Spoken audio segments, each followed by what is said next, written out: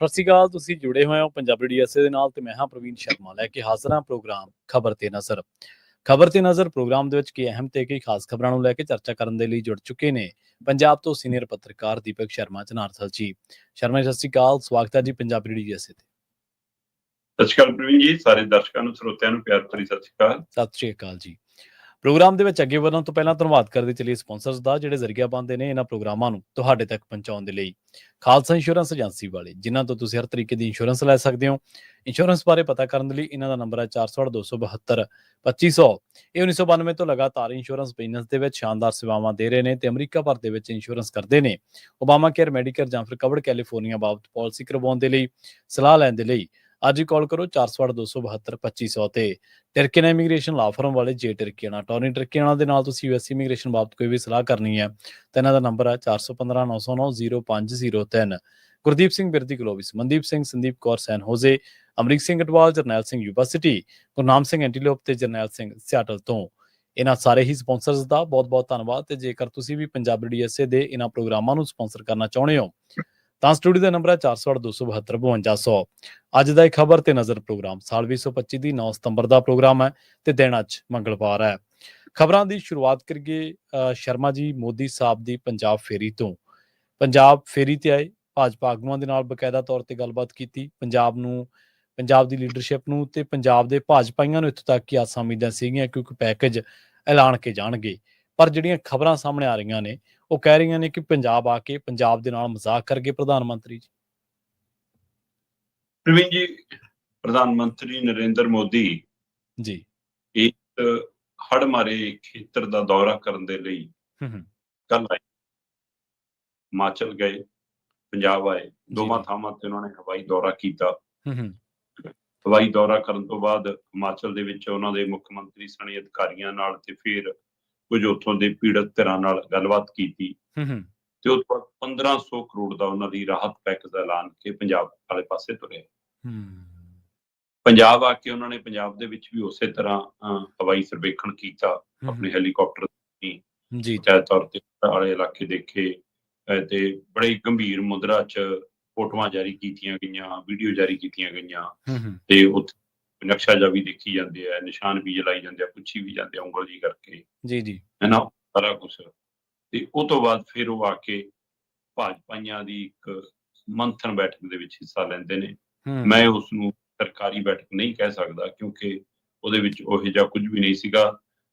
ਗਿਣ ਕੇ ਮਿੱਥ ਕੇ 19 ਕੁ ਬੰਦੇ ਬਿਠਾਏ ਗਏ ਉਹਦੇ ਵਿੱਚ ਤੇ ਉਹਨਾਂ ਨੂੰ ਦੱਸਿਆ ਗਿਆ ਕਿ ਹੜ੍ਹ ਪੀੜਤ ਨੇ, ਕਿਸਾਨ ਨੇ, ਮਜ਼ਦੂਰ ਨੇ ਤੇ ਉੱਥੇ ਮੌਜੂਦਗੀ ਸੀ ਸਮੁੱਚੀ ਬੀਜੇਪੀ ਲੀਡਰਸ਼ਿਪ ਦੀ। ਰਵਨੀਤ ਬਿੱਟੂ ਜਿਹੜੇ ਨਾਲੇ ਆਏ ਸੀ, ਸੁਨੀਲ ਜਾਖੜ ਪ੍ਰਧਾਨ ਨੇ, ਤਰੁਣ ਚੁੱਘ, ਅਸ਼ਵਨੀ ਸ਼ਰਮਾ ਤੇ ਹੋਰ, ਸੋ ਉਹ ਸਾਰਿਆਂ ਦੇ ਵਿੱਚ ਉੱਥੇ ਫਿਰ ਕੁੱਲ ਮਿਲਾ ਕੇ ਉਹ ਚਰਚਾ ਘੱਟ ਸੀ ਇਸ ਹੜ੍ਹਾਂ ਦੀ। ਪੰਜਾਬ ਦੀ ਸਰਕਾਰ ਦੀ ਅਫਸਰਸ਼ਾਹੀ ਦੀ ਸ਼ਿਕਾਇਤ ਵੱਧ ਸੀ ਉੱਥੇ ਤੇ ਉਹ ਬੀਜੇਪੀ ਸ਼ਿਕਾਇਤ ਲਾਉਂਦੀ ਰਹੀ ਜੀ, ਮਾਈਨਿੰਗ ਕਰਕੇ। ਜਿਹੜਾ ਬਿੱਟੂ ਮਾਈਨਿੰਗ ਦਾ ਮੁੱਦਾ ਬਣਾ ਰਹੀ ਸੀ, ਉਹਨੂੰ ਪੁੱਛਿਆ ਕਿ ਜਦ ਤੂੰ ਕਾਂਗਰਸੀ ਭਰਾ, ਮਾਈਨਿੰਗ ਤਾਂ ਜਦ ਵੀ ਇੰਨੀ ਹੋਈ ਹੈ। ਹਾਂਜੀ, ਬਿਲਕੁਲ। ਤੇ ਜਿਹੜੇ ਸੂਬਿਆਂ 'ਚ ਬੀਜੇਪੀ ਸਰਕਾਰ ਆ ਉੱਥੇ ਮਾਈਨਿੰਗ ਬੰਦ ਹੈ। ਸਵਾਲ ਇਹਦਾ ਅਸੀਂ ਮਾਈਨਿੰਗ ਨੂੰ ਸਹੀ ਠਹਿਰਾ ਰਹੇ ਹਾਂ, ਪਰ ਅੱਜ ਕੀ ਇਹ ਮੁੱਦਾ ਸੀ? ਸਹੀ ਹੈ, ਬਿਲਕੁਲ ਸਮੇਂ ਦੀ ਨਜ਼ਾਕਤ ਹੀ ਸੀ। ਸਮੇਂ ਦੇ ਹਵਾਲੇ ਨਾਲ ਤੁਸੀਂ ਪੰਜਾਬ ਦੀ ਜੋ ਸਥਿਤੀ ਹੈ ਇਸ ਮੌਕੇ, ਉਹਨੂੰ ਨਜਿੱਠਣ ਦੇ ਲਈ ਤੁਸੀਂ ਪਹਿਲ ਕਦਮੀ ਕਰੋ ਜੀ। ਤੇ ਇੱਕ ਨਾਲ ਉਹਨਾਂ ਨੇ ਕੱਲੀ ਮਾਈਨਿੰਗ ਦੇ ਸਿਰ ਮੜ ਕੇ ਇਸ ਹੜ੍ਹ ਨੂੰ, ਮਤਲਬ ਜ਼ਿਆਦਾ ਤੁਸੀਂ ਫਿਰ ਡੈਮ ਵਾਲਿਆਂ ਦੀਆਂ ਨਲਾਇਕੀਆਂ ਲੁਕੋ ਰਹੇ ਹੋ, ਤੁਸੀਂ ਕਰਤੂਤਾਂ ਲੁਕੋ ਰਹੇ ਹੋ, ਜਾਂ ਤੁਸੀਂ ਉਹ 'ਚ ਸ਼ਾਮਲ ਹੋ ਫਿਰ ਜੀ। ਤੇ ਚਲੋ ਜੀ, ਉਹ ਸ਼ਿਕਾਇਤਾਂ ਤੋਂ ਬਾਅਦ ਫਿਰ ਸਰਕਾਰੀ ਬੈਠਕ ਸੀ। ਠੀਕ ਹੈ। ਸਰਕਾਰੀ ਬੈਠਕ ਦੇ ਵਿੱਚ ਬਕਾਇਦਾ ਸਾਡੇ ਚੀਫ ਸੈਕਟਰੀ ਸਾਹਿਬ, ਮੁੰਡੀਆਂ ਤੇ ਖੁੱਡੀਆਂ, ਇਹਨਾਂ ਦੋ ਮੰਤਰੀ, ਹੋਰ ਅਮਲਾ ਫਾਲਾ, ਫਿਰ ਉੱਥੇ ਪੂਰਾ ਇੱਕ ਫਿਲਮ ਅੰਕਣ ਦਿਖਾਇਆ ਗਿਆ ਉਹਨਾਂ ਨੂੰ, ਪੂਰਾ ਇੱਕ ਮਤਲਬ ਕਿ ਟੀਵੀ ਦੇ ਉੱਤੇ ਪੂਰਾ ਡਾਟਾਬੇਸ ਸਾਰਾ ਕੁਛ ਦੱਸਿਆ ਗਿਆ। ਉਹ ਦਿਖਾਉਣ ਤੋਂ ਬਾਅਦ ਫਿਰ ਗੱਲਬਾਤ ਹੋਈ ਤੇ ਫਿਰ ਪ੍ਰਧਾਨ ਮੰਤਰੀ ਜੀ ਨੇ ਪੰਜਾਬ ਦੇ ਇਸ ਐਡੇ ਬੜੇ ਦਰਦ ਨੂੰ ਦੇਖਦਿਆਂ ਹੋਇਆਂ ਬਹੁਤ ਦਰਿਆਦਿਲੀ ਦਿਖਾਤੀ 1600 ਕਰੋੜ ਦੀ। ਠੀਕ ਹੈ। ਤੇ ਇਸ ਗੱਲ ਦੇ ਉੱਤੇ ਮੁੰਡੀਆਂ ਔਰਾਂ ਨੇ ਕਿਹਾ ਕਿ ਪ੍ਰਧਾਨ ਮੰਤਰੀ ਜੀ ਸਥਿਤੀ ਬਹੁਤ ਖਰਾਬ ਹੈ, ਬਹੁਤ ਥੋੜਾ ਹੈ। ਤੇ ਕਹਿੰਦੇ ਪ੍ਰਧਾਨ ਮੰਤਰੀ ਜੀ ਦਾ ਕਿੰਨਾ ਫਿਕਰ ਸੀ ਪੰਜਾਬ ਪ੍ਰਤੀ। ਉਹਨਾਂ ਨੇ ਮੁੰਡੀਆਂ ਨੂੰ ਟੁੱਟ ਕੇ ਪਏ, ਕਹਿੰਦੇ ਤੁਝੇ ਹਿੰਦੀ ਨਹੀਂ ਆਤੀ, ਇਹ ਮੈਨੂੰ 1600 ਕਰੋੜ ਬੋਲਦੀ ਹੈ ਨਾ, ਜੀ ਇਹ ਤਰੀਕਾ ਹੈ। ਸੋ ਇਸ ਤੋਂ ਬਾਅਦ ਪ੍ਰਧਾਨ ਮੰਤਰੀ ਜੀ ਤਾਂ ਦਿੱਲੀ ਨੂੰ ਰਵਾਨਾ ਹੋ ਗਏ, ਪਰ ਪੰਜਾਬ 'ਚ ਚਰਚਾ ਤੁਰ ਪਈ ਜੀ ਕਿ ਕੀ ਹੈ ਵਿਜੇ ਜੀ। ਹੁਣ ਦੋ ਪਹਿਲੂ ਨੇ। ਇੱਕ ਪਹਿਲੂ ਹੈ ਕਿ ਕੇਂਦਰ ਦੀ ਅਣਦੇਖੀ ਆ ਕੇ ਪੰਜਾਬ ਦੇ ਵਿੱਚ ਆ ਕੇ ਵੀ ਪੰਜਾਬ ਨਾਲ ਮਜ਼ਾਕ, ਦੂਏ ਪਾਸੇ ਪੰਜਾਬ ਸਰਕਾਰ ਦੀ ਨਲਾਇਕੀ। ਜੀ ਜੇ ਕੱਲ ਵਾਲੀ ਬੈਠਕ ਦੇ ਵਿੱਚ ਮੁੱਖ ਮੰਤਰੀ ਭਗਵੰਤ ਮਾਨ ਹੁੰਦੇ, ਸ਼ਾਇਦ ਬੈਠਕ ਦਾ ਔਰਾ ਹੋਰ ਹੁੰਦਾ। ਬਿਲਕੁਲ ਸਹੀ। ਮੁੱਖ ਮੰਤਰੀ ਦੀ ਗੈਰ ਮੌਜੂਦਗੀ ਵੀ ਸਾਡੇ ਲਈ ਨੁਕਸਾਨਦੇਹ ਰਹੀ। ਚਲੋ ਬੁਲੇਟਿਨ ਜਾਰੀ ਹੋਇਆ ਕੱਲ ਫੋਰਟਿਸ ਤੋਂ, ਸਿਹਤਯਾਬ ਨਹੀਂ ਹੋ ਸਕਦਾ, ਅੱਜ ਕੱਲ੍ਹ 'ਚ ਛੁੱਟੀ ਵੀ ਮਿਲ ਜਾਵੇ। ਕਹਿੰਦੇ ਜੀ ਸਾਰੇ ਟੈਸਟ ਠੀਕ ਆ ਗਏ। ਮੁੱਖ ਮੰਤਰੀ ਭਗਵੰਤ ਮਾਨ ਹੋਰਾਂ ਦੇ ਡਾਕਟਰਾਂ ਨੇ ਉਹਨਾਂ ਨੂੰ ਲਿਕੁਇਡ ਚੀਜ਼ਾਂ ਲੈਣ ਦੀ ਇਜਾਜ਼ਤ ਦਿੱਤੀ। ਲਿਕੁਇਡ ਤੋਂ ਮਤਲਬ ਤਰਲ ਪਦਾਰਥ ਨੂੰ ਪੀ ਸਕਦੇ ਆ ਉਹ, ਹੈ ਨਾ। ਅਜੇ ਖਾਣ ਦੀਆਂ ਚੀਜ਼ਾਂ ਦੀ ਇਜਾਜ਼ਤ ਨਹੀਂ ਹੈ। ਸੋ ਛੇਤੀ ਤਾਂ ਜੇ ਉਹ ਬੈਠਕ 'ਚ ਹੁੰਦੇ ਤਾਂ ਬੈਠਕ ਦਾ ਲੈਵਲ, ਇਹ ਵੱਖਰੀ ਗੱਲ ਹੈ ਕਿ ਮੁੱਖ ਮੰਤਰੀ ਸਾਹਿਬ ਸਾਡੀ ਕਿਸ ਪੱਧਰ ਦੀ ਸਮਝ ਰੱਖਦੇ ਆ ਜਾਂ ਨਹੀਂ ਰੱਖਦੇ ਆ, ਪਰ ਫਿਰ ਵੀ ਮੁੱਖ ਮੰਤਰੀ ਦਾ ਪ੍ਰੋਟੋਕੋਲ ਹੁੰਦਾ, ਉਸ ਔਰੇ 'ਚ ਗੱਲ ਹੁੰਦੀ। ਦੂਸਰਾ, ਕੇਂਦਰ ਵੱਲੋਂ ਜਿਸ ਤਰੀਕੇ ਕਾਰ ਨਾਲ ਇਹ ਅੰਦਾਜ਼ੇ ਲਾਏ ਗਏ, ਇਹ ਸਮਝ ਦਾ ਵਿਸ਼ਾ ਦੇਖੋ ਕਿੱਡਾ ਬੜਾ ਕਿ ਹਿਮਾਚਲ 5000 ਕਰੋੜ ਦੇ ਨੁਕਸਾਨ ਦੀ ਗੱਲ ਕਰਦਾ ਜੀ, ਤੇ ਉਸ ਨੂੰ 1500 ਕਰੋੜ ਮਿਲਦਾ। ਠੀਕ ਆ। 5 ਕਰੋੜ ਦੇ ਨੁਕਸਾਨ ਸਾਹਮਣੇ 1500 ਕਰੋੜ ਬਹੁਤ ਘੱਟ ਹੈ। ਤੁਸੀਂ 3000 4000 ਕਰੋੜ ਦਿੰਦੇ ਤਾਂ ਸਮਝ ਆਉਂਦਾ ਕਿ ਉਹਨੇ ਜਿੰਨਾ ਮੰਗਿਆ ਸੀ, ਚਲੋ ਤੇ ਨੇੜੇ ਤੇੜੇ ਗੱਲ ਚੱਲ ਗਈ। ਪਰ ਜਿੱਥੇ ਗੱਲ ਹੀ 13000 ਕਰੋੜ ਤੋਂ ਸ਼ੁਰੂ ਹੋਈ ਹੈ, ਤੁਸੀਂ ਉੱਥੇ 1600 ਕਰੋੜ, ਮਤਲਬ ਉਹਦੇ ਨਾਲੋਂ 100 ਕਰੋੜ ਵੱਧ ਦੇਤਾ ਤੁਹਾਨੂੰ। ਆ ਚੱਕੋ ਹੁਣ ਇਹ ਫਰਕ ਕਿਉਂ ਹੈ? ਹਿਮਾਚਲ ਦਾ ਨੁਕਸਾਨ ਹੋਇਆ, ਵੱਡਾ ਨੁਕਸਾਨ ਹੋਇਆ ਜੀ, ਪਰ ਤੁਸੀਂ ਉਸ ਸੂਬੇ ਦੀ ਇਹ ਸੂਬੇ ਨਾਲ ਤੁਲਨਾ ਕਿਵੇਂ ਕਰ ਸਕਦੇ ਹੋ? ਆਬਾਦੀ ਦੇ ਪੱਖੋਂ ਵੀ, ਪਿੰਡਾਂ ਦੇ ਰਹਿਸ਼ੀ ਖੇਤਰ ਦੇ ਪੱਖੋਂ ਵੀ, ਖੇਤਾਂ ਦੇ ਪੱਖੋਂ ਵੀ, ਸੜਕਾਂ ਦੇ ਪੱਖੋਂ ਵੀ, ਡੈਮਾਂ ਦੇ ਜਿਹੜੇ ਵਹਿਣ ਨੇ ਉਹਦੇ ਹਵਾਲੇ ਨਾਲ ਲਾਏ ਗਏ ਬੰਨਾਂ ਦੇ ਪੱਖੋਂ ਵੀ। ਸੋ ਉਸ ਏਰੀਆ ਵਾਈਜ਼, ਖੇਤਰ ਵਾਈਜ਼, ਬੱਸੋਂ ਵਾਈਜ਼ ਫਿਰ ਮਾਪ ਕੇ ਤਾਂ ਦੇਖੋਗੇ ਨੁਕਸਾਨ ਕਿੰਨਾ। ਇਸ ਲਈ ਇਹ ਸਿੱਧਾ ਕੋਝਾ ਮਜ਼ਾਕ ਸੀ। ਪ੍ਰਧਾਨ ਮੰਤਰੀ ਜੀ ਕਹਿੰਦੇ ਜੀ 2 ਲੱਖ ਰੁਪਈਆ ਮ੍ਰਿਤਕਾਂ ਨੂੰ, 50,000 ਰੁਪਈਆ ਜਿਹੜੇ ਜੀ ਜ਼ਖਮੀ ਨੇ ਉਹਨਾਂ ਨੂੰ, ਤੇ ਬਾਕੀ ਹੋਰ ਕੰਮਾਂ ਲਈ ਪੈਸਾ। ਪ੍ਰਵੀਨ ਜੀ, 4 ਲੱਖ ਦੇ ਕਰੀਬ 3,87,000 ਤੋਂ ਵੱਧ ਲੋਕ ਬੇਘਰ ਹੋ ਗਏ ਜੀ। ਫਿਰ ਤੁਸੀਂ ਜੇ 3,87,000 ਘਰੇ ਪਾ ਕੇ ਦੇਣੇ ਹੋਣ ਕਿ ਉਹ 1600 ਕਰੋੜ ਪੈ ਜਾਣਗੇ? ਨਹੀਂ ਪੈਂਦੇ, ਬਿਲਕੁਲ ਜੀ। ਫਿਰ ਇਸ ਮੌਕੇ ਅੱਜ ਦੀ ਤਰੀਕ ਦੇ ਵਿੱਚ 2064 ਤੋਂ ਵੱਧ ਪਿੰਡ ਨੇ। ਤੁਸੀਂ ਜੇ 1 ਕਰੋੜ ਵੀ ਇੱਕ ਪਿੰਡ ਤੇ ਲਾਉਣ ਲੱਗੋ ਤਾਂ ਵੀ 1600 ਪਿੰਡਾਂ 'ਚ ਜਾ ਕੇ ਪੈਸੇ ਮੁੱਕ ਜਾਣੇ। 2064 ਪਿੰਡੇ ਨੇ। ਅਜੇ ਮੈਂ ਸਿਰਫ ਪਿੰਡ ਦੀ ਗੱਲ ਕਰ ਰਿਹਾ ਤੇ 1 ਕਰੋੜ ਦੀ ਗੱਲ ਕਰ ਰਿਹਾ। ਜੋ ਡੈਮਾਂ ਦਾ ਨੁਕਸਾਨ, ਸਾਡੇ ਬੰਨਾਂ ਦਾ ਨੁਕਸਾਨ ਹੋਇਆ ਨਾ, ਮੈਂ ਉਹਦੀ ਗੱਲ ਕਰ ਰਿਹਾ। ਸੜਕਾਂ ਦਾ ਨੁਕਸਾਨ ਹੋਇਆ, ਮੈਂ ਉਹਦੀ ਗੱਲ ਕਰ ਰਿਹਾ। ਜਿਹੜੇ ਸਾਡੇ ਮਤਲਬ ਲੱਖਾਂ ਏਕੜ ਜ਼ਮੀਨ ਤਬਾਹ ਹੋ ਗਈ ਨਾ, ਮੈਂ ਉਹਦੀ ਗੱਲ ਕਰ ਰਿਹਾ। 20 ਲੱਖ ਲੋਕ ਸਿੱਧੇ ਪ੍ਰਭਾਵਿਤ ਨੇ ਸੜ ਤੋਂ। ਸਹੀ ਗੱਲ, ਬਿਲਕੁਲ। ਤੇ ਕਿਹੜੇ ਅਰਥ ਸ਼ਾਸਤਰੀ ਨੇ, ਕਿਹੜੇ ਵਿਗਿਆਨੀ ਨੇ, ਕਿਹੜੇ ਖੇਤੀ ਮਾਹਰ ਨੇ, ਕਿਹੜਾ ਜਿਹੜਾ ਰੇਤ ਦਾ ਸਮਾਨ ਦਾ ਮਾਹਰ ਹੈ, ਉਹਨੇ ਤੁਹਾਨੂੰ ਕਿਹਨੇ ਡਾਟਾ ਤਿਆਰ ਕਰਕੇ ਦਿੱਤਾ ਕਿ ਹਾਂ ਇੰਨੇ ਨਾਲ ਜੀ। ਚਲੋ ਆਪਾਂ ਇਹਨੂੰ ਇੱਕ ਹੋਰ ਪੱਖ ਤੋਂ ਬਾਚ ਲੈਂਦੇ ਹਾਂ। ਪੰਜਾਬ ਦੇ ਵਿੱਚ ਇਹ ਧਾਰਨਾ ਹੈ ਕਿ ਉਰੇ ਧਾਰਨਾ ਤੱਥਾਂ ਦੇ ਆਧਾਰ ਤੇ ਬਣੀ ਹੈ ਕਿ ਦਿੱਲੀ ਪੰਜਾਬ ਨਾਲ ਧਰੋਕਮ ਜੀ, ਦਿੱਲੀ ਪੰਜਾਬ ਨਾਲ ਤੱਕ ਹੀ ਨਹੀਂ ਬਣਦੀ। 3 ਖੇਤੀ ਕਾਨੂੰਨ ਆਏ, ਬੀਜੇਪੀ ਨਾਲ ਪੰਜਾਬ ਦਾ ਰੋਸਾ ਸਿਖਰ ਤੇ ਚਲਾ ਗਿਆ। ਉਹ ਕਾਨੂੰਨ ਦਿੱਲੀ ਬੈਠੇ 385 ਦਿਨ ਬੈਠੇ, 700 ਤੋਂ ਵੱਧ ਕਿਸਾਨ ਸ਼ਹੀਦ ਹੋਏ। ਆਖਰ ਤੁਸੀਂ ਉਹ ਬਿੱਲ ਵਾਪਸ ਲਏ, ਕਾਨੂੰਨ ਵਾਪਸ ਲਏ, ਰੱਦ ਹੋ ਗਏ, ਲੋਕ ਘਰਾਂ ਨੂੰ ਆ ਗਏ। ਬੀਜੇਪੀ ਨੂੰ ਇਹ ਤਾਂ, ਕੇਂਦਰੀ ਟੀਮ ਨੂੰ ਇਹ ਤਾਂ ਸਾਬਤ ਹੋ ਗਿਆ ਨਾ ਕਿ ਪੰਜਾਬ ਦਾ ਕਿਸਾਨ ਮਜ਼ਦੂਰ ਤਾਂ ਸਾਡੇ ਨਾਲ ਨਹੀਂ ਹੈਗਾ। ਇਹਨਾਂ 'ਚ ਮੌਕਾ ਸੀ ਜਨਾਬ, ਰਾਜਨੀਤੀ ਉਹ ਕਰ ਲੈਂਦੇ ਜੀ, ਸਿਆਸਤ ਕਰ ਲੈਂਦੇ। ਤੁਸੀਂ ਪੰਜਾਬ ਨੂੰ ਕਬਜ਼ਾਉਣ ਨੂੰ ਫਿਰਦੇ ਹੋ ਸਿਆਸੀ ਤੌਰ ਤੇ, ਤੁਸੀਂ ਪੰਜਾਬ ਸਰਕਾਰ ਬਣਾਉਣ ਨੂੰ ਫਿਰਦੇ ਹੋ, ਸਿਆਸੀ ਤੌਰ ਤੇ, ਅੱਜ ਸਿਆਸਤ ਕਰ ਲੈਂਦੇ। ਜੇ ਸ਼ਿਵਰਾਜ ਚੌਹਾਨ ਆ ਕੇ ਸਿਰਫ ਬੀਜੇਪੀ ਦੀ ਬੈਠਕ ਮੰਗ ਫਿਰ ਕੇ ਤੁਰ ਕੇ ਜਾ ਸਕਦਾ ਹੈ, ਤੁਹਾਡੇ ਲਈ ਪੰਜਾਬ ਦੀ ਬੈਠਕ ਨਾਲੋਂ ਪਹਿਲਾਂ ਬੀਜੇਪੀ ਦੀ ਬੈਠਕ ਜ਼ਰੂਰੀ ਸੀ। ਤੁਸੀਂ ਪੰਜਾਬ ਨੂੰ ਵੀ ਬੀਜੇਪੀ ਵਾਲੀ ਐਨਕ ਚੋਂ ਹੀ ਦੇਖਦੇ, ਦੇਣ ਦੇ ਪੈਕੇਜ ਸਰਕਾਰੀ। ਜੀ ਜੀ, ਮੈਂ ਕਹਿੰਦਾ ਆਪਣੀਆਂ ਵੋਟਾਂ ਪੱਕੀਆਂ ਕਰਨ ਲਈ ਦਿੰਦੇ, ਦੇਣਾ ਤਾਂ ਖਜ਼ਾਨੇ ਚੋਂ ਸੀ ਜੀ, ਉਹ ਚ ਸਾਡਾ ਵੀ ਪੈਸਾ ਜਾਂਦਾ ਹੈ, ਬਿਲਕੁਲ ਜਾਂਦਾ। ਪੰਜਾਬ ਦੀ GST ਦਾ ਹੀ ਜੇ ਆਪਾਂ ਹਿਸਾਬ ਲਾ ਲਈ 50,000 ਕਰੋੜ ਰੁਪਇਆ, ਜਦੋਂ ਕਿ ਇਹਦੇ ਨਾਲ ਉਹਦਾ ਕੋਈ ਸੰਬੰਧ ਨਹੀਂਗਾ। ਪਰ ਤੁਸੀਂ 1600 ਕਰੋੜ ਦੇ ਕੇ ਫਿਰ ਇੱਕ ਹੋਰ ਮੂਰਖ ਬਣਾ ਕੇ ਜਾਂਦੇ ਹੋ, ਕਹਿੰਦੇ ਹੋ ਜੀ 12,000 ਕਰੋੜ ਤੁਹਾਡੇ ਕੋਲ ਉਹ ਵੀ ਪਿਆ, ਜਿਹੜਾ ਉਹ ਹਰ ਸਾਲ ਵਾਲਾ 2,000 ਕਰੋੜ ਸ਼ਾਇਦ ਉਹ ਜੁੜਦਾ ਰਹਿੰਦਾ, 12,000 ਕਰੋੜ ਹੋ ਗਿਆ, ਉਹ ਫੰਡ ਪਿਆ। ਪਰ ਜਨਾਬ ਤੁਸੀਂ ਇਸ ਨੂੰ ਕੁਦਰਤੀ ਆਫਤ, ਰਾਸ਼ਟਰੀ ਕੁਦਰਤੀ ਆਫਤ ਕਦ ਐਲਾਨੇ? ਜਦੋਂ ਤੁਸੀਂ ਰਾਸ਼ਟਰੀ ਕੁਦਰਤੀ ਆਫਤ ਐਲਾਨਿਆ ਹੀ ਨਹੀਂ ਜੀ, ਉਹਦੇ ਵਿੱਚੋਂ ਇੱਕ ਨਵਾਂ ਪੈਸਾ ਵੀ ਕਢਾਉਣ ਦੀ ਹਿੰਮਤ ਨਹੀਂ ਰੱਖਦੀ ਪੰਜਾਬ ਸਰਕਾਰ। ਤੁਸੀਂ ਮਨਜ਼ੂਰੀ ਦੇ ਕੇ ਗਏ, ਤੁਸੀਂ ਚਿੱਠੀ ਲੈ ਕੇ ਆਏ ਸੀ ਕਿ ਉਹ ਚੋਂ ਮੈਂ ਨਿਯਮ ਬਦਲਦਾ, ਉਹ ਨਿਯਮਾਂ ਨੂੰ ਦਰਕਨਾਰ ਕਰ ਦੋ, ਇਸ ਵਾਰ ਵਰਤ ਲਓ ਪੈਸਾ। ਜੋ ਉਹਦੇ ਨਿਯਮ ਨੇ ਉਹਦੇ ਵਿੱਚੋਂ ਫੁੱਟੀ ਕੋਡੀ ਨਹੀਂ ਵਰਤ ਸਕਦਾ ਪੰਜਾਬ। ਸਹੀ ਹੈ, 1600 ਕਰੋੜ ਨਾਲ ਹੋਣਾ ਕੁਛ ਨਹੀਂ।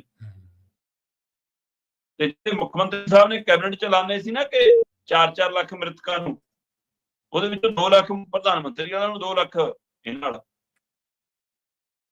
ਇਹ ਸਾਰਾ ਕੁਝ ਮਿਲ ਕੇ ਆਇਆ, ਕੋਈ 6 ਲੱਖ ਨਹੀਂ ਹੋ ਗਿਆ, 4 ਹੀ ਆ ਉਹ। ਇਹ ਸਭ ਤੋਂ ਵੱਡਾ ਪਹਿਲੂ ਇਹ ਆ ਕਿ ਦਿੱਲੀ ਵਾਲੇ ਮਜ਼ਾਕ ਕਰ ਗਏ ਤੇ ਸਾਡੇ ਵਾਲੇ ਨਲਾਇਕ ਉਹਦੇ ਮੂਹਰੇ ਕੇਸ ਹੀ ਨਹੀਂ ਚੰਗੀ ਤਰ੍ਹਾਂ ਰੱਖ ਸਕੇ। ਮਤਲਬ ਤੁਹਾਡੀ ਬੋਲੀ ਇੱਕ ਦਿਨ ਪਹਿਲਾਂ ਇਹੀ ਜੀ ਸੀ, 13,000 ਕਰੋੜ ਤੋਂ ਸ਼ੁਰੂ ਹੋ ਕੇ 25,000 ਕਰੋੜ ਤੱਕ ਚਲ ਗਏ। ਸਹੀ ਗੱਲ ਹੈ, ਬਿਲਕੁਲ। ਦਸਤਾਵੇਜ਼ੀ ਤੌਰ ਤੇ ਕੇਸ ਦਾ ਤਿਆਰ ਮਜ਼ਬੂਤ ਕਰ ਲਓ, ਕੋਈ ਤੱਥ ਅੰਕੜੇ ਦਾ ਤਿਆਰ ਕਰ ਲਓ। ਸਹੀ ਗੱਲ ਹੈ, ਬਿਲਕੁਲ। ਸਾਡੇ ਨਾਲ ਤੋਂ ਛੋਟਾ ਸੂਬਾ ਚੰਗਾ ਹਿਮਾਚਲ ਸਰਕਾਰ ਨੇ ਆਪਣੇ ਤੈਅ ਪੈਮਾਨੇ ਤੋਂ ਔਰ ਕੇਂਦਰੀ ਐਲਾਨੇ ਫੰਡ ਤੋਂ ਇਲਾਵਾ ਕਹਿੰਦੇ ਹਰ ਨੁਕਸਾਨੀ ਪ੍ਰਤੀ ਏਕੜ ਦੇ ਹਿਸਾਬ ਨਾਲ 50,000 ਦੇਵਾਂਗੇ, ਪ੍ਰਤੀ ਏਕੜ ਪਿੱਛੇ ਵੱਖਰਾ ਗਿਆ।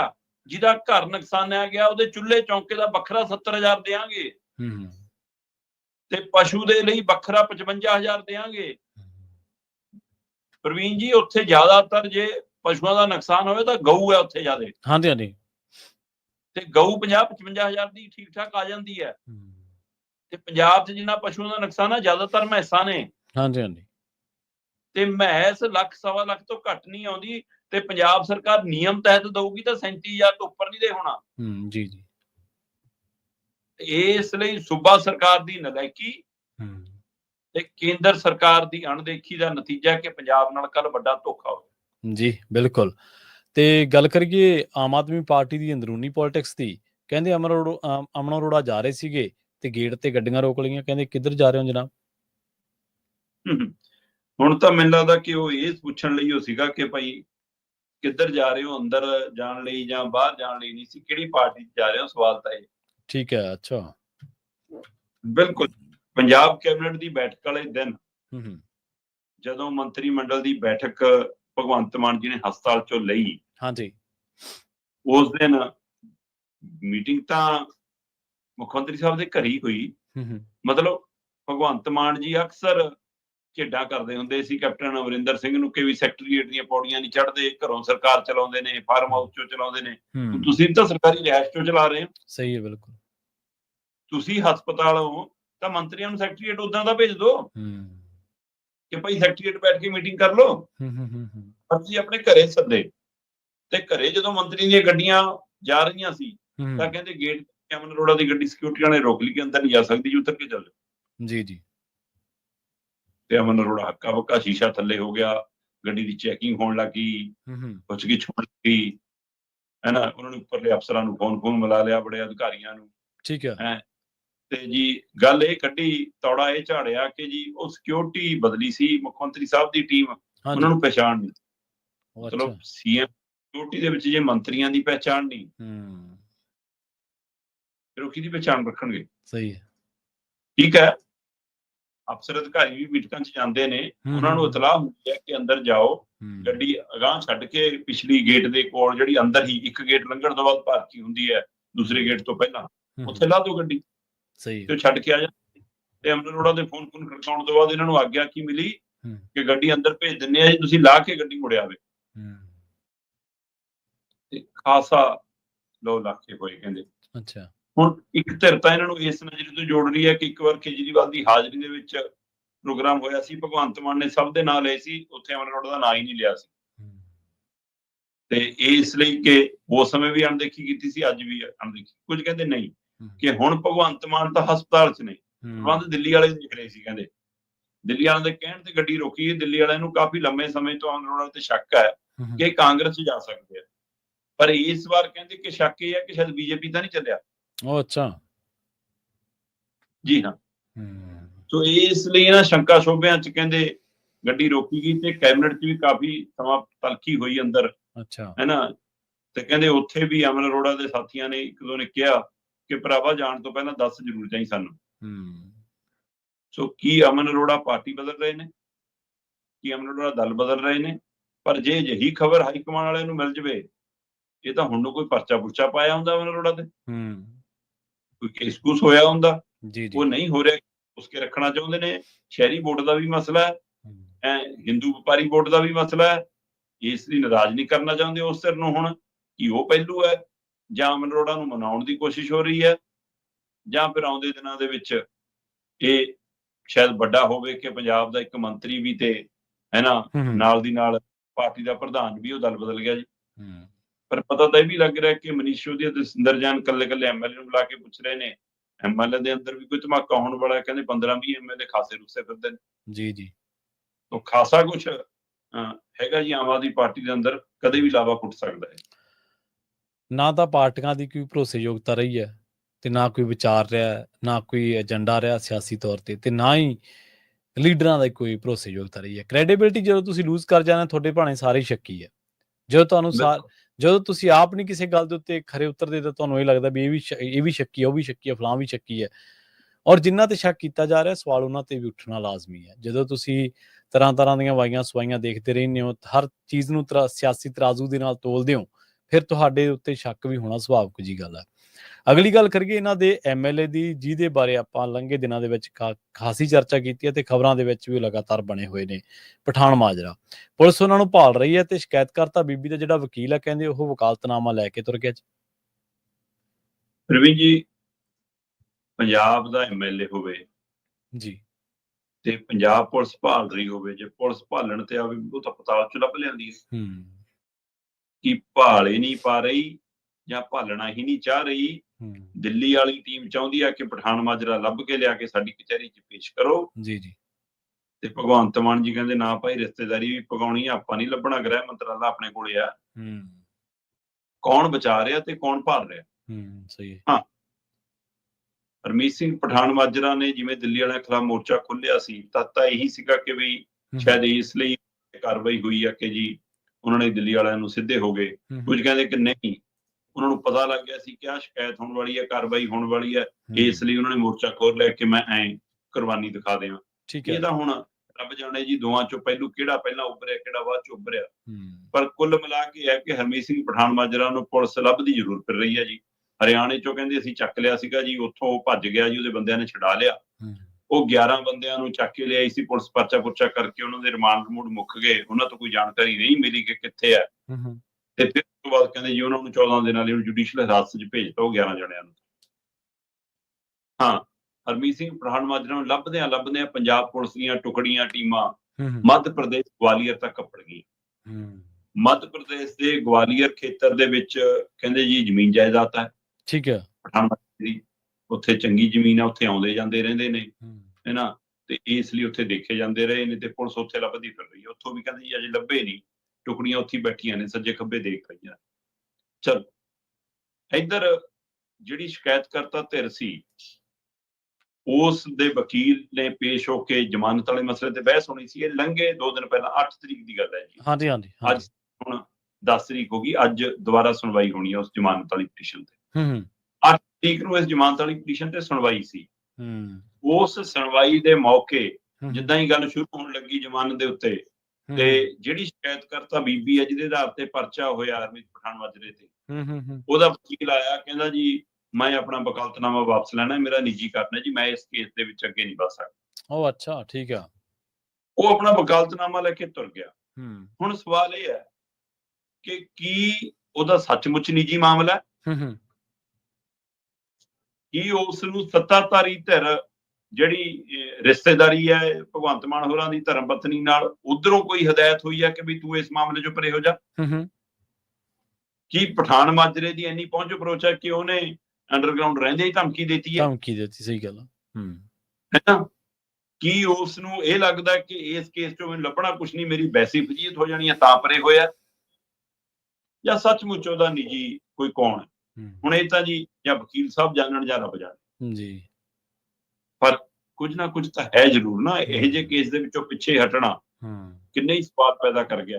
ਤੇ ਪਰ ਜੀ ਉਹ ਵਕੀਲ ਆਪਣਾ ਵਕਾਲਤਨਾਮਾ ਲੈ ਕੇ ਜਦੋਂ ਤੁਰ ਗਿਆ ਤਾਂ ਸ਼ਿਕਾਇਤਕਰਤਾ ਧਿਰ ਦੇਖ ਕੇ ਹੈਰਾਨ ਪਰੇਸ਼ਾਨ ਹੋ ਗਈ। ਉਹਨੇ ਜੱਜ ਸਾਹਿਬ ਨੂੰ ਕਿਹਾ ਜੀ ਸਾਨੂੰ ਸਮਾਂ ਤਾਂ ਦਿਓ, ਸਾਨੂੰ ਨਵਾਂ ਵਕੀਲ ਕਰਨਾ ਪੈਣਾ ਜੀ। ਤੋ ਇਸ ਲਈ ਫਿਰ 2 ਦਿਨ ਦਾ ਸਮਾਂ ਮਿਲ ਗਿਆ। ਹੁਣ ਅੱਜ ਉਹਦੇ ਤੇ ਦੁਬਾਰਾ ਸੁਣਵਾਈ ਹੋਊਗੀ ਜ਼ਮਾਨਤ ਵਾਲੀ ਅਰਜ਼ੀ ਤੇ, ਦੇਖਦੇ ਜੀ। ਇਹ ਕੋਈ ਪਹਿਲੀ ਦਫਾ, ਪਹਿਲੀ ਮਰਤਬਾ, ਪਹਿਲੀ ਵਾਰ ਨਹੀਂ ਹੈ ਸ਼ਰਮਾ ਜੀ। ਰਸੂਖਦਾਰ ਲੋਕਾਂ ਉੱਤੇ ਅਕਸਰ ਇਹ ਦੋਸ਼ ਲੱਗਦੇ ਰਹੇ ਨੇ ਕਿ ਉਹ ਕੇਸਾਂ ਦੀ ਜਿਹੜੀ ਪੈਰਵਾਈ ਹੁੰਦੀ ਹੈ, ਅਦਾਲਤੀ ਪ੍ਰਕਿਰਿਆ ਹੁੰਦੀ ਹੈ ਜਾਂ ਜਾਂਚ ਹੁੰਦੀ ਹੈ, ਉਹਨੂੰ ਪ੍ਰਭਾਵਿਤ ਕਰਦੇ ਰਹਿੰਦੇ ਨੇ। ਹੋ ਸਕਦਾ ਇਹਦੇ ਪਿੱਛੇ ਕਹਾਣੀ ਕੋਈ ਮਰਜ਼ੀ ਹੋਰ ਹੋਵੇ, ਪਰ ਜਦੋਂ ਮੂਹਰੇ ਕੋਈ ਰਸੂਖਦਾਰ ਹੈ, ਸਿਆਸਤਦਾਨ ਆ, ਤਾਂ ਜ਼ਾਹਰ ਜੀ ਗੱਲ ਆ ਵੀ ਸ਼ੱਕ ਦੀ ਸੂਈ ਪਹਿਲਾਂ ਉਹਦੇ ਵੱਲ ਨੂੰ ਜਾਊਗੀ। ਉਪ ਰਾਸ਼ਟਰਪਤੀ ਚੋਣ ਦੀ ਗੱਲ ਕਰੀਏ, ਪੰਜਾਬ ਦੇ 3 ਮੈਂਬਰ ਪਾਰਲੀਮੈਂਟਾਂ ਨੇ ਇਸ ਚੋਣ ਦੇ ਵਿੱਚ ਵੋਟ ਹੀ ਨਹੀਂ ਪਾਈ ਜੀ। ਬਿਲਕੁਲ ਜੀ ਪ੍ਰਵੀਨ ਜੀ, ਕੱਲ ਉਪ ਰਾਸ਼ਟਰਪਤੀ ਦੀ ਚੋਣ ਸੀ ਤੇ ਉਸ ਚੋਣ ਦੀ ਪ੍ਰਕਿਰਿਆ ਪ੍ਰਧਾਨ ਮੰਤਰੀ ਦੀ ਵੋਟ ਪਾਉਣ ਨਾਲ ਸ਼ੁਰੂ ਹੋਈ ਤੇ ਵੋਟ ਪਾਉਣ ਤੋਂ ਬਾਅਦ ਉਹਨਾਂ ਦੇ ਮੰਤਰੀ ਮੰਡਲ ਨੇ ਅਮਿਤ ਸ਼ਾਹ ਤੇ ਹੋਰਨਾਂ ਨੇ ਵੋਟ ਪਾਈ। ਰਵਨੀਤ ਬਿੱਟੂ ਵੀ ਵੋਟ ਪਾ ਕੇ ਨਾਲ ਹੀ ਪੰਜਾਬ ਤੇ ਹਿਮਾਚਲ ਦੇ ਦੌਰੇ ਲਈ ਪ੍ਰਧਾਨ ਮੰਤਰੀ ਦੇ ਨਾਲ ਉਸੇ ਜਹਾਜ਼ ਸਵਾਰ ਹੋ ਕੇ ਆਏ ਸੀ। ਤੇ ਉਸ ਤੋਂ ਬਾਅਦ ਫਿਰ ਵਿਰੋਧੀ ਧਿਰ ਦੇ ਲੀਡਰਾਂ ਨੇ ਵੀ ਵੋਟ ਪਾਈ। ਖੜਗੇ ਹੋਰੀ ਵੀ ਪਾ ਰਹੇ ਸੀ, ਰਾਹੁਲ ਗਾਂਧੀ ਵੀ ਪਾ ਰਿਹਾ ਸੀ, ਪ੍ਰਿਅੰਕਾ ਵੀ ਤੇ ਬਾਕੀ ਸਾਰਿਆਂ ਨੇ। ਪਰ ਉਹਦੇ ਵਿੱਚੋਂ ਜਿਹੜੇ ਮਤਲਬ ਨਦਾਰਦ ਰਹੇ ਤਾਂ ਉਹ ਸਾਡੇ ਪੰਜਾਬ ਦੇ 3 ਮੈਂਬਰ ਪਾਰਲੀਮੈਂਟ ਜੀ, 3 ਲੋਕ ਸਭਾ ਮੈਂਬਰ ਨੇ, ਤਿੰਨਾਂ ਨੇ ਇਸ ਚ ਬਾਈਕਾਟ ਕੀਤਾ। ਵੈਸੇ ਤਾਂ ਜੇ ਆਪਾਂ ਗੱਲ ਕਰੀਏ ਤਾਂ ਕਰੀਬ 3 ਵੱਡੀਆਂ ਪਾਰਟੀਆਂ ਜਾਂ ਹੁਣ ਚੌਥੀ ਨੂੰ ਵੀ ਜੇ ਸਾਡੇ 2 ਆਜ਼ਾਦ ਜਿਹੜੇ ਮੈਂਬਰ ਨੇ ਉਹਨਾਂ ਨੂੰ ਵੀ ਆਪਾਂ ਹੁਣ ਪਾਰਟੀ ਨਾਲ ਜੋੜ ਕੇ ਦੇਖੀ ਤਾਂ 4 ਪਾਰਟੀਆਂ ਨੇ ਇਹਨਾਂ ਚੋਣਾਂ ਚ ਉਪ ਰਾਸ਼ਟਰਪਤੀ ਚੋਣ ਚ ਬਾਈਕਾਟ ਕੀਤਾ। BRS, BJD, ਅਕਾਲੀ ਦਲ ਬਾਦਲ ਤੇ ਸ਼੍ਰੋਮਣੀ ਅਕਾਲੀ ਦਲ ਵਾਰਸ ਪੰਜਾਬ ਦੇ, ਇਹ 4 ਪਾਰਟੀਆਂ ਨੇ ਇੱਕ ਤਰ੍ਹਾਂ ਦਾ ਹਿੱਸਾ ਨਹੀਂ ਲਿਆ। BRS ਦੇ 4 ਸੰਸਦ ਮੈਂਬਰ ਸੀ, BJD ਦੇ 7 ਸੀ, ਹੈ ਨਾ। ਅਕਾਲੀ ਦਲ ਬਾਦਲ ਧਿਰ ਦਾ ਇੱਕੋ ਹੈ, ਬੀਬੀ ਹਰਸਿਮਰਤ ਕੌਰ ਬਾਦਲ। ਆਜ਼ਾਦ ਤੌਰ ਦੇ ਉੱਤੇ ਪੰਜਾਬ ਦੇ ਜਿਹੜੇ ਹੁਣ ਵਾਰਸ ਪੰਜਾਬ ਨਾਲ ਜੁੜੇ ਹੋਏ ਨੇ, ਅੰਮ੍ਰਿਤਪਾਲ ਸਿੰਘ ਜਿਹੜੇ ਡਿਬਰੂਗੜ੍ਹ ਜੇਲ੍ਹ ਚ, ਤੇ ਉਸੇ ਤਰ੍ਹਾਂ ਸਰਬਜੀਤ ਸਿੰਘ ਖਾਲਸਾ। ਇਹ 2 ਤੋ ਸਰਬਜੀਤ ਸਿੰਘ ਖਾਲਸਾ, ਅੰਮ੍ਰਿਤਪਾਲ ਸਿੰਘ ਤੇ ਬੀਬੀ ਹਰਸਿਮਰਤ ਕੌਰ ਬਾਦਲ, ਇਹ ਤਿੰਨੇ ਪੰਜਾਬ ਦੇ ਸੰਸਦ ਮੈਂਬਰਾਂ ਨੇ ਉਪ ਰਾਸ਼ਟਰਪਤੀ ਚੋਣ ਚ ਵੋਟ ਪਾਉਣ ਤੋਂ ਇਨਕਾਰ ਕਰਦਿਆਂ ਹੋਇਆਂ ਕਾਰਨ ਹੜ੍ਹਾਂ ਨੂੰ ਦੱਸਿਆ ਕਿ ਪੰਜਾਬ ਛੱਡ ਦੀ ਸਥਿਤੀ ਆ, ਸਾਡਾ ਸਾਰਾ ਧਿਆਨ ਉੱਧਰ ਆ, ਅਸੀਂ ਉੱਧਰ ਆ, ਅਸੀਂ ਇਸ ਪ੍ਰਕਿਰਿਆ ਚ ਹਿੱਸਾ ਨਹੀਂ ਲੈਣਾ। ਉਹਨਾਂ ਨੇ ਇਸ ਹਵਾਲੇ ਨਾਲ ਬਾਈਕਾਟ ਕੀਤਾ। ਠੀਕ ਹੈ, ਅੰਮ੍ਰਿਤਪਾਲ ਹੋਰਾਂ ਦੀ ਧਿਰ ਜਾਂ ਸਰਬਜੀਤ ਸਿੰਘ ਖਾਲਸਾ ਹੋਰਾਂ ਵਾਲੇ ਪੱਖੋਂ ਜੇ ਦੇਖੀਏ ਤਾਂ ਉਹ ਇਸ ਨੁਕਤੇ ਤੋਂ ਵੀ ਹੋਊਗਾ ਉਹਨਾਂ ਲਈ ਕਿ ਅਸੀਂ ਬੀਜੇਪੀ ਨਾਲ ਸਿੱਧੇ ਜਾਵਾਂਗੇ ਤਾਂ ਵੀ ਸਾਡੀ ਚਰਚਾ ਹੋਊਗੀ, ਤੇ ਜੇ ਅਸੀਂ ਦੂਏ ਗੱਠਜੋੜ ਚ ਜਾਂਦੇ ਹਾਂ ਤਾਂ ਉਹ ਕਾਂਗਰਸ ਵਾਲੇ ਪਾਲੇ ਹੋਊਗਾ, ਨਹੀਂ ਜਾਣਾ ਚਾਹੀਦਾ। ਇਸੇ ਸਥਿਤੀ ਦੇ ਵਿੱਚ ਅਕਾਲੀ ਦਲ ਬਾਦਲ ਧਿਰ ਹੋਊਗੀ ਕਿ ਹੁਣ ਅਸੀਂ ਬੀਜੇਪੀ ਨਾਲ ਹੈ ਨਹੀਂ ਗੇ, ਜੇ ਫਿਰ ਜਾਵਾਂਗੇ ਪੰਜਾਬ ਚ ਫਿਰ ਇਹਨਾਂ ਦੇ ਖਿਲਾਫ ਉਹ ਜਿਹਾ ਤਣਾਅ ਹੋ ਰਿਹਾ, ਮਾਹੌਲ ਹੋ ਰਿਹਾ, ਲੋਕ ਔਖੇ ਹੋ ਰਹੇ ਨੇ, ਤੋ ਇਸ ਲਈ ਉਸ ਰੋਸੇ ਚ ਫਿਰ ਨਾ ਸਾਡੇ ਤੇ ਲੱਗ ਜਾਵੇ ਦੇਖੋ ਜੀ ਤਾਂ ਪਹਿਲਾਂ ਹੀ ਮਿਲੇ ਨੇ, ਪਹਿਲਾਂ ਅਸੀਂ ਦੂਏ ਨੂੰ ਕਹਿ ਰਹੇ ਹਾਂ। ਤੇ ਦੂਏ ਪਾਸੇ ਕਾਂਗਰਸ ਖੜੀ ਹੈ, ਜਿੱਧਰ ਇੰਡੀਆ ਗੱਠਜੋੜ ਚ ਉਧਰ ਜਾਣ ਦੀ ਸਥਿਤੀ ਨਹੀਂ ਹੈਗੀ। ਸੋ ਇਸ ਲਈ ਇਹਨਾਂ ਨੇ ਇਸ ਤੋਂ ਕਿਨਾਰਾ ਕਰਨਾ ਹੀ ਬਿਹਤਰ ਸਮਝਿਆ। ਤਿੰਨੇ ਸੰਸਦ ਮੈਂਬਰਾਂ ਨੇ ਜੀ ਉਪ ਰਾਸ਼ਟਰਪਤੀ ਚੋਣ ਚ ਹਿੱਸਾ ਨਹੀਂ ਲਿਆ। ਜੀ ਬਿਲਕੁਲ, ਕਈ ਵਾਰੀ ਤੁਹਾਨੂੰ ਚੀਜ਼ਾਂ ਸਿਆਸੀ ਤੌਰ ਤੇ ਦੇਖਣੀਆਂ ਪੈਂਦੀਆਂ ਨੇ ਨਾ, ਤੁਹਾਡਾ ਨਫਾ ਕਰਦੀਆਂ ਨੇ, ਨੁਕਸਾਨ ਕਰਦੀਆਂ ਨੇ। ਹਾਂਜੀ, ਜਿੱਥੇ ਤੱਕ ਅੰਮ੍ਰਿਤਪਾਲ ਸਿੰਘ ਹੋਰਾਂ ਦੀ ਗੱਲ ਹੈ, ਉਹਨਾਂ ਨੂੰ ਅਧਿਕਾਰ ਮਿਲਿਆ ਸੀਗਾ ਕਿ ਉਹ ਉੱਥੋਂ ਹੀ ਵੋਟ ਪਾ ਸਕਦੇ ਨੇ। ਅਧਿਕਾਰੀ ਉਹਨਾਂ ਕੋਲ ਜਾਣਗੇ, ਉੱਥੋਂ ਉਹਨਾਂ ਦੀ ਵੋਟ ਪਵਾ ਕੇ ਉਹਨਾਂ ਦੇ ਸਾਹਮਣੇ ਸੀਲਬੰਦ ਕਰਕੇ ਇੱਥੇ ਆ ਕੇ ਖੋਲੀ ਜਾਊਗੀ ਗਿਣਤੀ ਦੇ ਸਮੇਂ। ਪਰ ਉਹਨਾਂ ਨੇ ਜਦੋਂ ਇਨਕਾਰ ਕਰਤਾ ਫਿਰ ਉਹ ਪ੍ਰਕਿਰਿਆ ਵੀ ਰੁਕੀ। ਤੇ ਰਾਧਾ ਕ੍ਰਿਸ਼ਨਨ, ਜਿਨ੍ਹਾਂ ਦੇ ਬਾਰੇ ਆਪਾਂ ਚਰਚਾ ਕੀਤੀ ਸੀਗੀ, ਐਨਡੀਏ ਦੇ ਉਮੀਦਵਾਰ, ਸਾਊਥ ਦੇ ਵਿੱਚੋਂ ਹੀ ਜਿਹੜਾ ਰਾਜਪਾਲ ਆ ਉਹ ਇੱਕ ਵਾਰੀ ਮਾਫ ਕਰਨਾ ਉਪ ਰਾਸ਼ਟਰਪਤੀ ਉਹ ਦੇਸ਼ ਨੂੰ ਮਿਲਿਆ ਜੀ। ਬਿਲਕੁਲ ਜੀ, ਇੱਕ ਪਾਸੇ ਐਨਡੀਏ ਦੇ ਉਮੀਦਵਾਰ ਸੀਗੇ ਸੀਪੀ ਰਾਧਾ ਕ੍ਰਿਸ਼ਨਨ, ਦੂਸਰੇ ਪਾਸੇ ਇੰਡੀਆ ਗੱਠਜੋੜ ਦੇ ਉਮੀਦਵਾਰ ਸੀਗੇ ਸੁਦਰਸ਼ਨ ਰੈਡੀ। ਦੋਵੇਂ ਇੱਕੋ ਪਾਸੇ ਸਾਊਥ ਖੇਤਰ ਤੋਂ ਆਉਂਦੇ ਸੀ, ਇਸ ਲਈ ਬਹੁਤ ਤਣਾਅ ਸੀ ਸਾਊਥ ਦੀਆਂ ਪਾਰਟੀਆਂ ਦੇ ਉੱਤੇ ਦਬਾਅ ਬਹੁਤ ਸੀ, ਕਿਉਂਕਿ ਉਹ ਕੇਂਦਰ ਦੇ ਵਿੱਚ ਕੋਈ ਮਸਲਾ ਆਵੇ ਆਪਣੇ ਇਹੋ ਜਿਹੇ ਮਸਲੇ ਨੂੰ ਲੈ ਕੇ ਇਕੱਠਿਆਂ ਹੋ ਜਾਂਦੇ ਨੇ। ਹੁਣ ਬਹੁਮਤ ਦੇ ਲਈ ਜੇ ਆਪਾਂ ਓਵਰਆਲ ਦੇਖੀਏ 391 ਵੋਟਾਂ ਚਾਹੀਦੀਆਂ ਸੀਗੀਆਂ, ਔਰ ਐਨਡੀਏ ਕੋਲ ਪਹਿਲਾਂ ਤੋਂ ਹੀ 422 ਵੋਟਾਂ ਕੁੱਲ ਹੈਗੀਆਂ ਸੀ। ਇਹਦਾ ਮਤਲਬ ਉਹਨਾਂ ਕੋਲ 31 ਵੋਟਾਂ ਬਹੁਮਤ ਤੋਂ ਜ਼ਿਆਦਾ ਸੀ। ਪਰ ਇੰਡੀਆ ਗੱਠਜੋੜ ਕੋਲ ਵੀ 319 ਵੋਟਾਂ ਸੀ ਤੇ ਉਹਨਾਂ ਦੇ ਕੋਲ 72 ਵੋਟਾਂ ਘੱਟ ਸੀ, ਜਦੋਂ ਕਿ ਜਿਹੜੇ ਐਮਪੀ ਰਾਜ ਸਭਾ ਲੋਕ ਸਭਾ ਦੇ ਵਿੱਚ ਅਜਿਹੇ ਨੇ ਜਿਹੜੇ ਨਾ ਇੰਡੀਆ ਗੱਠਜੋੜ ਚ ਨੇ ਨਾ ਇੰਡੀਆ ਗੱਠਜੋੜ ਚ ਨੇ, ਉਹਨਾਂ ਦੀ ਗਿਣਤੀ 40 ਦੇ ਕਰੀਬ ਹੈਗੀ ਸੀ। ਸੋ ਇਸ ਤਰੀਕਾਕਾਰ ਦੇ ਉੱਤੇ ਵੀ ਸਭ ਦੀ ਨਜ਼ਰ ਸੀ। ਇਸੇ ਲਈ ਫਿਕਰ ਵੀ ਸੀ ਸੱਤਾਧਾਰੀ ਧਿਰ ਨੂੰ, ਐਨਡੀਏ ਨੂੰ, ਕਿ ਲੈ ਵੀ ਕਿਤੇ ਕੋਈ ਇਹ ਨਾ ਭਾਣਾ ਵਰਤ ਜਾਵੇ ਕਿ ਇੱਧਰ ਉੱਧਰ ਟੁੱਟ ਭੱਜ ਹੋ ਜਾਵੇ, ਖਾਸ ਕਰਕੇ ਸਾਊਥ ਵਾਲੇ ਪਾਸੇ। ਲੋਕ ਸਭਾ ਦੇ 542 ਮੈਂਬਰ ਨੇ ਜੀ, ਇੱਕ ਸੀਟ ਖਾਲੀ ਪਈ ਆ। ਇਸੇ ਤਰ੍ਹਾਂ ਰਾਜ ਸਭਾ ਦੇ ਵਿੱਚ 239 ਨੇ, 6 ਸੀਟਾਂ ਜੇ ਖਾਲੀ ਨੇ। ਸੋ ਇਸ ਲਈ 239 ਤੇ 542 ਮੈਂਬਰ ਮੌਜੂਦਾ ਮੈਂਬਰਾਂ ਨੂੰ ਮਿਲਾ ਕੇ 781 ਮੈਂਬਰ ਬਣਦੇ ਸੀ, ਜਿਨ੍ਹਾਂ ਦੇ ਵਿੱਚੋਂ ਬਹੁਮਤ ਲਈ 391 ਦੀ ਲੋੜ ਸੀ।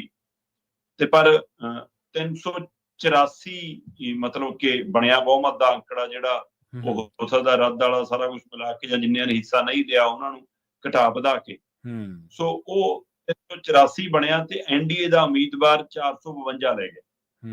ਮਤਲਬ 422 ਉਹਨਾਂ ਕੋਲ ਸਿੱਧੇ ਰੂਪ ਸੀ, ਉਹਨਾਂ ਦੀਆਂ ਵੋਟਾਂ ਹੋਰ ਵਧੀਆਂ 452।